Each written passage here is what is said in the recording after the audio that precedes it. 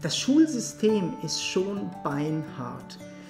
Also wie die Kinder an Stress ausgesetzt sind, von anderen Kindern her, von Lehrern her und von diesem Gepresse in das Schulsystem, passiert was mit unseren Kindern. Und wir kriegen das wieso gar nicht mit. Und die Kinder entwickeln sich eigentlich immer mehr weg von den Eltern. Also man hat immer weniger Einfluss halt auch auf sein Kind. Und Homeschooling ist wie du hast die Bindung noch mit dem Kind. Also du lebst eigentlich mit dem Kind. Und für uns ist es so, ich hätte mir nie gedacht, dass mir das Schule geben, weil ich habe keine guten Erinnerungen an die Schule, an meine Schulzeit. Aber jetzt mit ihr zusammen das zu lernen und zu sehen, wie sie in Mathe wächst, wie ihre Deutschkenntnisse, ihre Englischkenntnisse und alles so, diese ganzen Lernerfolge, das sind alles Momente, die möchte ich nicht missen. Das sind Momente, wo ich wirklich erlebe, meine Tochter, wie sie lernt, wie sie Erfolge hat, wie sie Misserfolge hat, wie sie Freude hat an was Neues zum Lernen und so. Und das als Eltern mitzuerleben, ist eigentlich, da haben wir auch gedacht, jetzt müssen wir da mal ein Video drüber machen, weil das ist so ein Geschenk. Und nur weil das vielleicht noch nicht so in aller Munde ist oder manchmal beängstigend auch. Beängstigend, ja, für manche ist. Aber es ist eine Riesenchance, sein Kind wirklich aufwachsen zu sehen und so eine Bindung, dass die Bindung zum Kind wie stärker wird. Ja. So eine Einheit als Familie halt auch. Ne? Wir lernen zusammen, ne? Man könnte sagen, wir leben zusammen und wir arbeiten zusammen. Also unser Familiensystem ist wie so, wir leben tatsächlich zusammen. Also wir machen wie so Schule zusammen, wir arbeiten, wir leben. Und das alles ist so im Fluss in diesen verschiedenen Ländern, international und mit ganz vielen anderen Menschen, die das halt auch machen, also diese neue, andere Lebenswege suchen und so. Ja, ich muss jetzt auch mal sagen, wie bereichernd ich das finde. Aber ich finde auch so, ich mag das nicht mehr missen und wir suchen immer wieder weiter nach Wegen, dass wir das weitermachen können. Wir wissen auch nicht, wie lange wir das machen können. Aber ich finde das auch so bereichernd, selber wieder neu zu lernen. Also wir haben durch die Khaleesi und durch das Homeschooling oder Unschooling wieder angefangen zu lernen. Also dadurch, dass wir auch nicht stecken bleiben und weiter lernen auf unserem Weg, wir sind auch immer wieder dran, neue Sachen zu lernen, neue Sachen zu erforschen. Wir sind mega interessiert am Leben und ich finde das mega bereichernd, Homeschooling zu machen, weil ich ganz, ganz viel lerne. Vielleicht manches wieder neu lerne, was ich schon mal in der Schule gelernt habe. Manches aber auch, was sich geändert hat, jetzt wieder mit ganz neuen Augen sehe. Ich finde es mega bereichernd, auch den Unterricht, den die Khaleesi online hat zum Teil, weil ich das mega schön finde zu sehen. Du kriegst sie auch mit, ne? Wie sie, also du bist im Unterricht dabei. Ja. Und wo hat man das? Also wenn man sein Kind weggibt in die Schule, du kriegst ja nicht mit, was da passiert. Du kriegst nicht mit, wie das Kind mit anderen Kindern ist, wie es mit den Lehrern ist. Du bekommst gar nichts mit, nur das, was das Kind dir erzählt. Und manches kann es dir vielleicht gar nicht erzählen. Und ich finde es mega schön, wie sie zu sehen, wie sie aufblüht, wenn sie manche Fächer macht, wie sie dann begeistert ist, wenn sie irgendwas kann, wie sie frustriert ist, wenn sie irgendwas nicht kann. Das ist so, so Live-Qualität. Also ich finde, das ist so, ja, das ist mega schön. Also ich bin mega froh, dass ich so viel Zeit mit ihr verbringen kann und so viel mitbekomme von ihr. Und so viel auch eingehen kann auf ihre Interessen, aber genauso auf unsere Interessen. Also es ist nicht so, dass wir uns immer nur hinten anstellen, sondern wir versuchen einfach so diese Interessen, die wir haben, immer wieder zu vereinen. Also wo die Khaleesi zum Beispiel irgendwann mal gesagt hat, ja, sie findet New York so cool und sie würde so gerne mal nach New York gehen. Und wir hatten sowieso vor, nach Mexiko zu reisen und dann kam bei uns so die Idee, naja, wir könnten ja über Amerika und das mit New York verbinden. Ich war noch nie in New York und es hat mich auch interessiert. Und dann sind wir einfach nach New York. Und sie hat dann die Reise geplant, da wo sie hin wollte und das, was sie interessiert hat. Wir sind das American History Museum, sind wir anschauen gegangen. weil sie da hin wollte. Und das ist halt auch das Tolle irgendwie am Homeschooling oder wie wir leben. Wir können wirklich so ein bisschen nach unseren Interessen halt gehen. Also wenn wir wie dieses Jahr wir was lesen und das interessiert sich, zum Beispiel das mit den Mammutbäumen, dann schauen wir, dass wir zu den Mammutbäumen hinfahren. Oder in der 2. oder 3. Klasse, weiß ich gar nicht, haben wir das Thema Brücken gehabt in Naturmensch-Gesellschaft. Ja. Und dann haben wir da so gesessen und Brücken gebaut und uns mit dieser ganzen Statik auseinandergesetzt und alles, was man da so lernt im Unterricht. Und dann habe ich das Foto gesehen mit der Golden Gate Bridge und Khaleesi war mega begeistert, so, boah, eine coole Brücke. Und dann habe ich gesagt, wenn wir das nächste Mal da in die Richtung gehen, Amerika, Mexiko, wir müssen unbedingt an der Golden Gate Bridge vorbei. Ja. Und als wir dann dahin gefahren sind, das war so ein Moment für uns alle als Familie. Ja, wir waren wirklich so, wow, wir sind wirklich hier. Und wir waren da schon mal vor das ist wie so 30 Jahren. Gelebter Schulunterricht, könnte man sagen, ist Homeschooling. Ne? Ja. Es kann nicht jeder so viel reisen wie wir, aber man kriegt tatsächlich mit, was das Kind lernt. Und das hat einen riesen positiven Effekt halt auch auf unsere Familie, wie wir, wir sind. Und wir können jetzt ja nochmal auf die negativen Punkte. Ne? Ja, oder vielleicht einen positiven. Also es haben ja alle immer noch dieses Problem mit dem Sozial. Ja, das meine ich. Das sind so die negativen Punkte, die wir immer so angesprochen werden und so. Ja. Ne? Als erstes hören wir viel irgendwie, ja, das können Sie sich nicht vorstellen. Sie haben in der Corona-Zeit mal 2 Monate, 3 Monate den Unterricht vielleicht zu Hause gemacht, das war die Hölle und so. Also viele haben auch erlebt, dass das mega schwierig ist, mit Kindern Unterricht zu machen, einfach menschlich gesehen oder so. Und da wollen wir auch mal wie so drauf eingehen. Wir halten das eigentlich nicht für als negativ. Das sind tatsächlich wie so Konflikte. Also wenn du lernst, passieren viel Emotionales passiert halt dann da auch, als Lehrer und als Schüler. Also es ist wie, du versuchst es beizubringen, versuchst es richtig zu machen, aber es kommt nicht an, es wird wie nicht verstanden und so. Und diese Konflikte sind aber für uns eigentlich nicht negativ, hängt natürlich auch mit unserer Arbeit zusammen. Ich meine, wir sind Satzanglehrer, Körpertherapeuten und Coaches. Also wir arbeiten eigentlich mit Konflikten, von dem her ist es für uns wie was ganz Normales. Also Konflikte werden erlebt und ausgetragen. Also da ist was, wo man reift an diesem Konflikt, wenn man sich dem aussetzt. Das ist nicht angenehm, wenn man an eine Grenze kommt, gerade im Schulischen auch.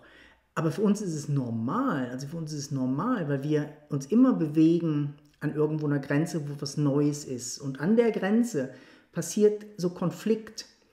Und wenn man diesen Konflikt aber weich oder wie so annimmt oder einfach auch intelligent behandeln kann, dann kann das Kind wachsen und der Lehrer wächst. Also man muss sich wie reinarbeiten eigentlich in das Thema, wie bringt man jemandem was bei. Ne? Und genauso wie die Schüler lernen müssen, muss der Lehrer lernen. Und wenn du der Vater oder die Mutter einen Unterricht macht, ist das ein Lernprozess.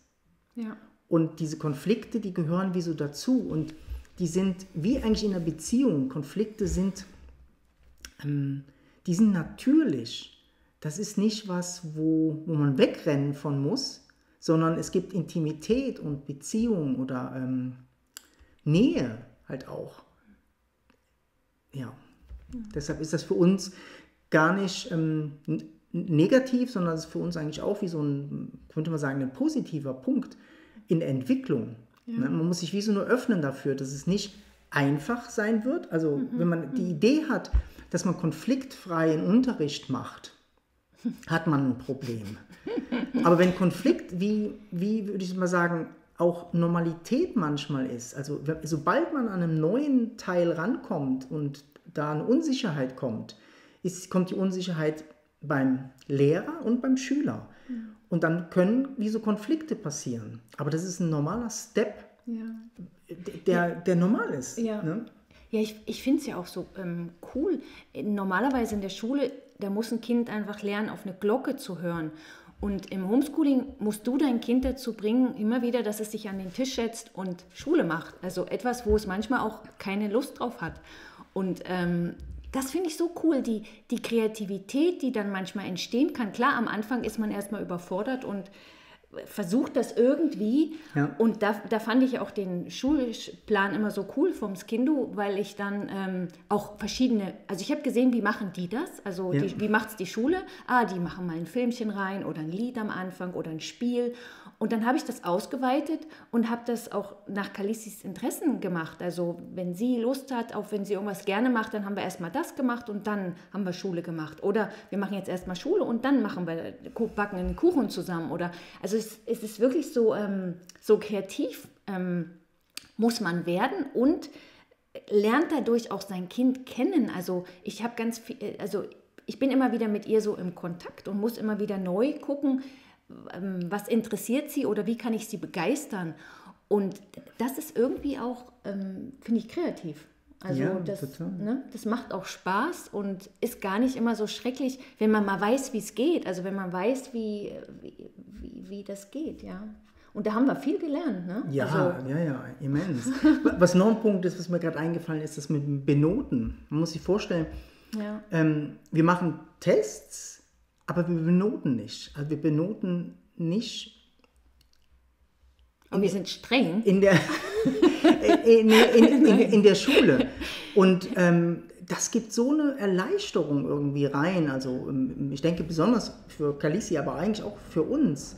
Weil es ist einfach, eine Benotung ist so irrelevant. Wenn sie was noch nicht verstanden hat, dann muss man schauen, dass sie es versteht. Oder, was bei uns auch noch mega interessant ist, dass wir manchmal warten. Wir nehmen dann ein anderes Thema ran. Und ein halbes Jahr später passiert ein Wunder. Du nimmst dasselbe Wunder wieder ran. Du nimmst dasselbe Thema ran. Und plötzlich kann sie das. Und wir denken, ja, wir haben ihr das ja gar nicht beigebracht. Und sie kann das. Also, das ist so, Kinder haben einen eigenen Rhythmus, wann sie was aufnehmen können. Und wenn wir einen Plan einfach haben, den wir versuchen so durchzuzwängen mit Noten, die Kinder dann noch so runterkriegen, dass sie das Gefühl haben, sie sind schlecht oder sie sind die Gewinner oder die Versager.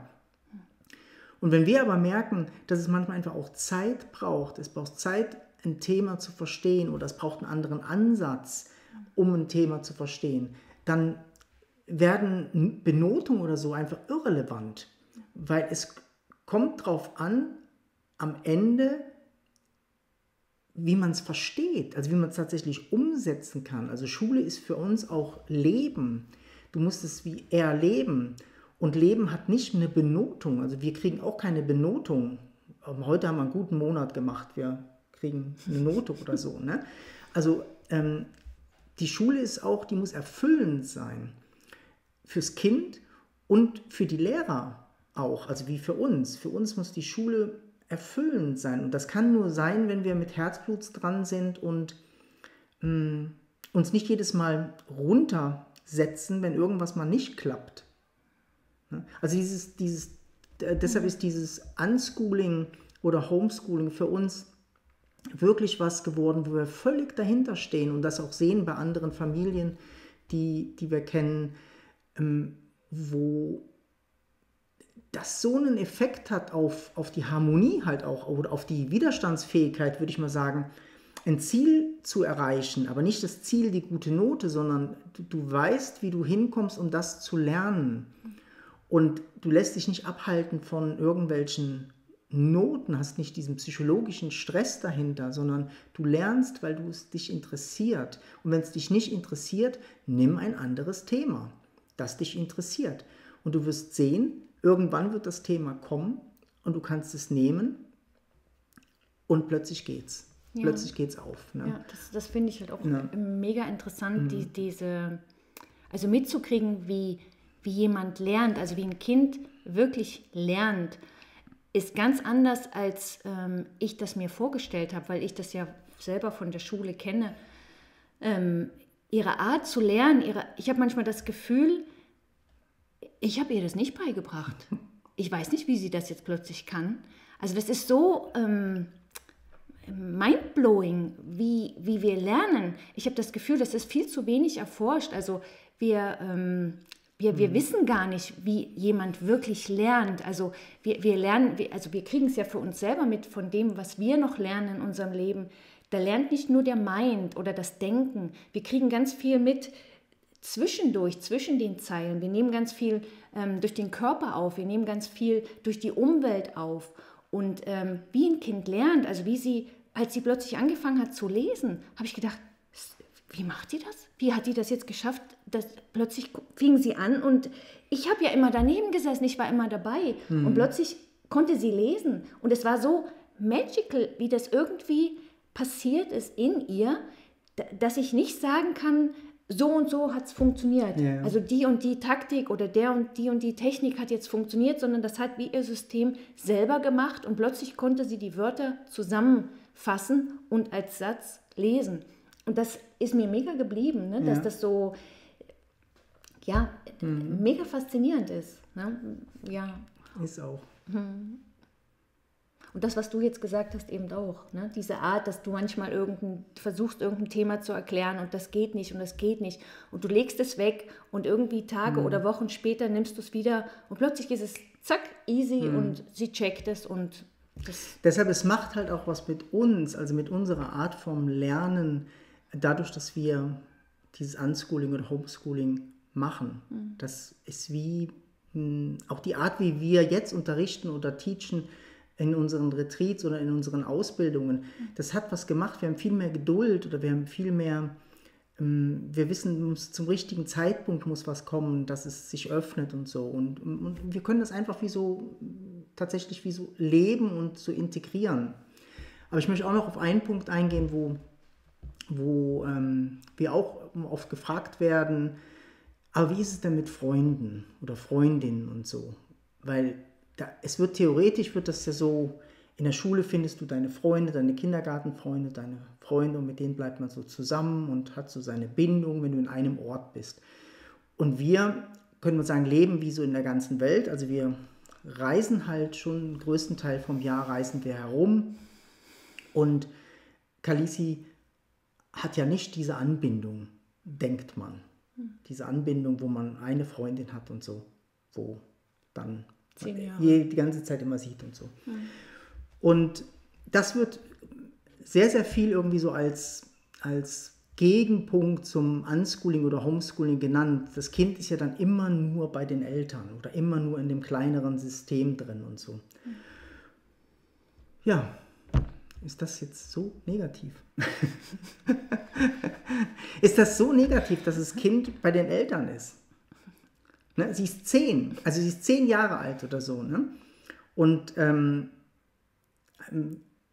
wir wollen mal erzählen, wie das tatsächlich eigentlich ist bei uns.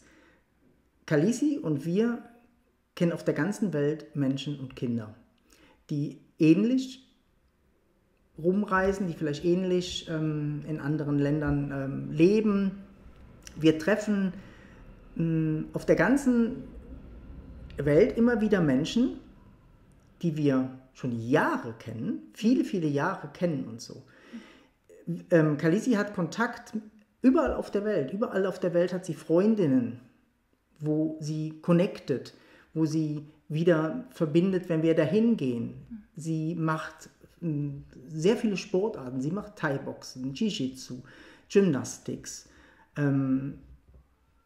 eigentlich alles, was hier so in die Finger kommt. Und Zirkustraining, so, ne? Zirkustraining und so. Ne? Und überall da, wo wir sind, haben wir, könnte man sagen, Vereine und Clubs gefunden, die sie immer nehmen, auch wenn sie zum Beispiel jetzt voll sind und so. Die wissen, wenn Khaleesi kommt, Khaleesi darf mittrainieren. Oder weil Khaleesi wird jetzt vielleicht für 2 oder 3 Monate hier trainieren. Und die Kinder freuen sich alle schon, dass Khaleesi wieder kommt. Ob das jetzt in Mexiko ist oder in Bali ist oder in Indien ist. Es ist überall, hat Khaleesi Freundinnen, wo sie natürlich jetzt auch Kontakt hat über Chat oder wir treffen uns auch, also eine ganz tolle Freundin, also die wir in Indien kennengelernt hat, eigentlich einer der besten Freundinnen von Khaleesi, die haben auch in Goa gelebt und sind jetzt aber nach Deutschland zurückgezogen und die kommen uns jetzt halt in Berlin besuchen, ne, für eine Woche und so. Und wir gucken immer, dass die zwei einfach, wie sie sich vielleicht zweimal im Jahr irgendwo wie so auch sehen können und verbinden können. Ne? Jetzt gerade ist sie mit einer russischen Freundin am Chatten und am Ballett und Gymnastik am Üben nebendran. Sie hatten so ein breites Spektrum, erstens international, sie hat japanische Freunde, sie hat von Bali, von Mexiko, von Amerika, also sie hat so internationales Surrounding, oder ich würde auch sagen, irgendwie sie ist so locker im Zugehen auf Menschen oder auf Kinder, sie findet sehr, sehr schnell, geht sie in Verbindung, weil sie das wie so gewohnt ist. Also sie ist gewohnt eigentlich auf neue Kinder zuzugehen oder auch in Gruppen reinzugehen. Und das ist was, wo natürlich bei ihr passiert ist durch die Notwendigkeit halt einfach auch. Sie interessiert sich für andere Menschen, sie interessiert sich für andere Kinder. Ne? Aber das, was wir nicht bieten können, wir nicht und sie nicht, ist jeden Tag, jede Woche immer gleich. Das tatsächlich nicht. Und wenn man uns fragt, okay, wir wollen auch gar nicht so leben. Also wir wollen gar nicht so leben. Und wenn man Khaleesi fragt, sagt sie, sie will auch später reisen. Sie findet das super. Und wenn wir nicht mehr reisen können, dann kommt sie uns immer besuchen. Ja, ich mag mich noch erinnern, wo sie damals in die internationale Schule gegangen ist, da im Aargau oder Solothurn, jedenfalls da in die internationale Schule. War das schon damals so? Es kam immer so ein Punkt, wo ich wie so gemerkt habe, jetzt wäre eigentlich Zeit, sie mal rauszunehmen und für eine Weile woanders. Also sie hat das schon immer in sich gehabt. Also es ist nicht so, dass wir sie jetzt zwingen, immer irgendwie rumzureisen. Und es ist wie so, in ihr ist das auch. Und wenn wir irgendwo länger sind, sie könnte da auch bleiben, locker. Also es ist nicht so, dass sie das nicht kann. Aber bei ihr kommt das schon irgendwie auch immer wieder, jetzt will sie weiter. Und dann gehen wir zur nächsten Schule oder zum nächsten Land oder zum nächsten Gymnastikkurs und machen dann wieder Homeschooling. Also so diese Art, uns immer weiter zu bewegen und wie so in Bewegung zu bleiben im Leben. Ja, ist eigentlich unser Naturell. Ist unser Naturell, ja, mit Freunden. Auch für uns ist es mega schön. Viele von diesen Eltern, von den Kindern sind auch mit uns befreundet und wir lieben es, die wiederzutreffen. Und dann ist es immer eine mega schöne, intensive Zeit, die sehr bereichernd ist für alle. Und dann gehen alle wieder weiter und treffen sich mit anderen. Und das ist eine andere Form vielleicht, aber uns entspricht sie einfach. Und warum soll man das unterbinden oder nicht machen, wenn man spürt, dass das in einem angelegt ist oder wenn man spürt, wie bereichernd das ist? Es bereichert nicht nur die Art zu teachen oder so, also mit dem Homeschooling oder Schooling, es bereichert auch unsere Arbeit, es bereichert unseren Horizont, es bereichert, dass auch wir unser Leben lang einfach immer weiter lernen und nicht stehen bleiben. Wir müssen uns immer wieder auseinandersetzen mit uns. Wir lernen ganz viele neue Skills. Wir sind auch offen, wir gehen auch in andere Gyms, wir gehen in andere Bereiche, wo wir trainieren. Wir haben auch sehr viel durch das sportliche Training ganz viel gelernt, ganz viel Kontakt mit Menschen, die wir immer wieder treffen. Also es ist einfach mega bereichernd für uns und mega lebendig und schön. Und wir fühlen uns wohl damit. Und wir wollen sicher nicht andere Menschen überzeugen, das auch zu machen, sondern wir wollen einfach nicht gestoppt werden. Also wir finden das schön. Wir finden genau, das einfach mal wie so aufzeigen, unsere Begeisterung darüber, aber es muss nicht dich begeistern. Ja. So, ne? Aber uns würde es interessieren, wie es für dich ist und was du vielleicht von dem Video jetzt nehmen kannst oder ob du auch schon mal mit dem Gedanken gespielt hast, vielleicht deine Kinder Homeschooling oder Unschooling zu machen oder wie so einen anderen Weg zu finden, als dir wie so vorgegeben wird. Ne? Für uns ist es eigentlich so, unsere Arbeit ist, die Menschen zum Erwachen und zum Erblühen zu bringen. Und das ist ein Teil vom Erwachen und Erblühen, dass es sich individuell eigentlich auch erfährt. Also, dass du dich ausdrücken kannst. Und du kannst dich nicht ausdrücken in einer Norm, die einfach so genormt ist. Wir sind nicht Norm und du bist nicht Norm. Und wenn du das als Kind schon erfährst, dass dass du eine Einzigartigkeit eigentlich in dir hast, dann ist das wie, man könnte sagen, das ist einfach so ein gelebtes Erwachen. Das geht nicht in eine Norm rein. Deshalb ist das für uns wie auch ein Teil von unserem gelebten Erwachen, dass wir Homeschooling machen oder dass wir außerhalb von der Norm leben und trotzdem in der Norm drin sind. Also wir zahlen unsere Steuern, wir gehen nach dem Lehrplan. Wir zahlen auch die Schulen. Wir zahlen auch die Schulen. Ja. Aber in der Freiheit von unserem Sein. Und dass das möglich ist, wissen viele gar nicht. Und das ist was, wo wir einfach mal so in die Welt auch streuen wollen und ja, mal gucken, was kommt, was dir gefallen hat, ob wir einen zweiten Teil machen, weil es gibt noch viel zum Sagen dazu. Ja. Wir tun dir auf jeden Fall mal die Links verknüpfen von den Plattformen und von Fernschulen und den Schulen, wo wir Kalissi hinschicken oder wo sie dabei ist.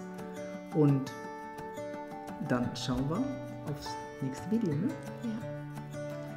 Ganz eine schöne Zeit dir. Ja, alles Liebe. Alles Liebe dir.